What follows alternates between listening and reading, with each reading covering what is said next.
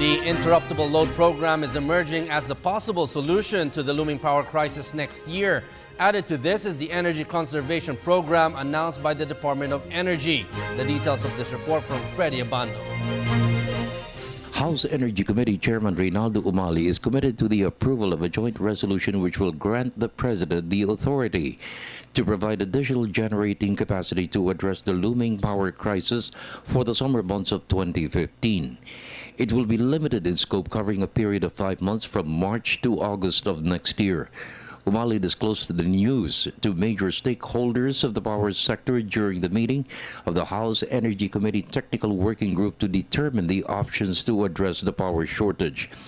It appears that the interruptible load program has gained ground as the possible option, plus energy conservation programs announced by the Department of Energy.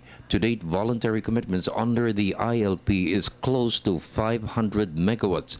245 megawatts have been contracted. Importante, malinaw yon na the period for which this joint resolution will be focused on is just yung summer months.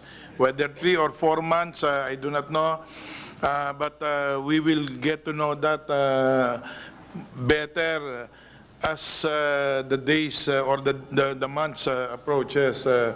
Yung dito sa ano, no, sa siguro January, February, mas may feel na tayo nito, no? Energy savings will be mandatory to cover the private and public sectors and even households.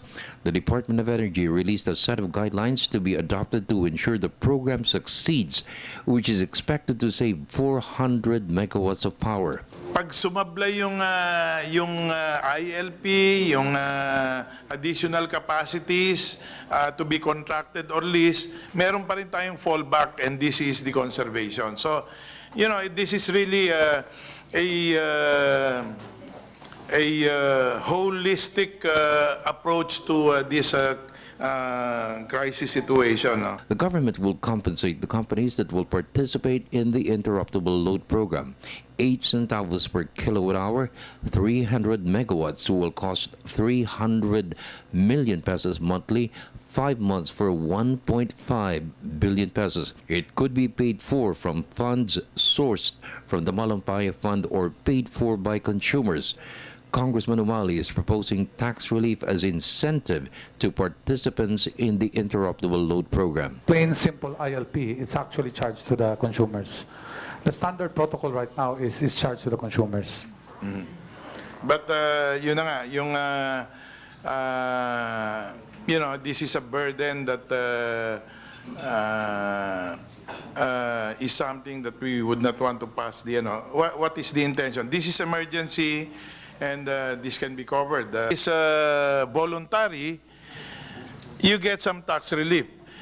But if it is mandatory, wala kayong bayad. Ano? So, wala rin naman kayong itatax dahil wala kayong bayad. Pero anyway, yun yung gusto kong maintindihan sa concern of the private sector participating in ILP, kung ano yung provision that we will incorporate, bearing in mind that tax exemption. Meantime, the option to lease or purchase 300 megawatts of modular generating sets is not out of the equation of options.